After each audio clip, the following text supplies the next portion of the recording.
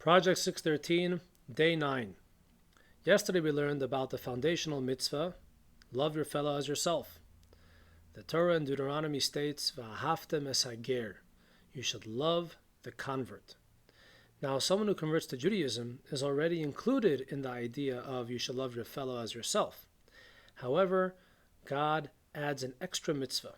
Someone who came from a foreign country, from a foreign culture, and converted to Judaism and became part of the community, you have an extra mitzvah to love that person. It's a separate mitzvah. The next mitzvah for today, do not hate your fellow in your heart. So we're not talking here about speaking disparagingly about a person. We're talking here about a person who was wronged by another, and as a result, they're upset. But they're very diplomatic, and they keep it quiet. They keep it in their own heart. They think about it. It's fermenting. It's bubbling inside of them, and they are keeping this hatred inside. The Torah tells us that even though you are not acting upon that hatred, even though you are not hurting that person or destroying their property, just having the feeling of hatred toward another, that is a negative commandment. We got to get rid of that. Talk to the person. Speak it out. Tell them that you were wronged and try to work things out together.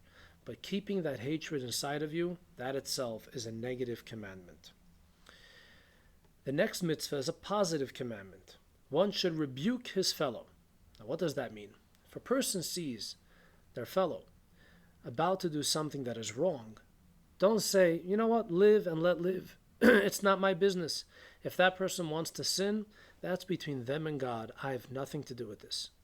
The Torah tells us that we have a positive commandment to rebuke our fellow. Now, how does one rebuke their fellow? There are several ways to go about it.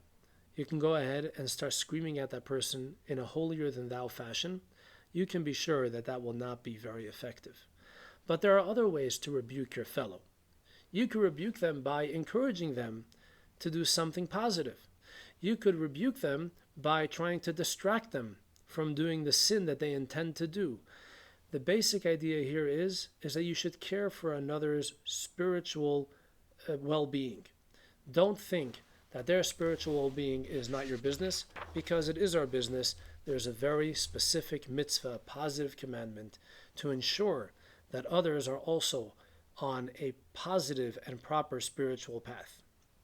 And finally, for the fourth mitzvah of today, it is a negative commandment to embarrass our fellow. Never say something disparaging or embarrassing for another, and obviously this is mainly in public, but to anyone. Embarrassing our fellow is a negative commandment. Thank you for watching. Look forward to seeing you tomorrow.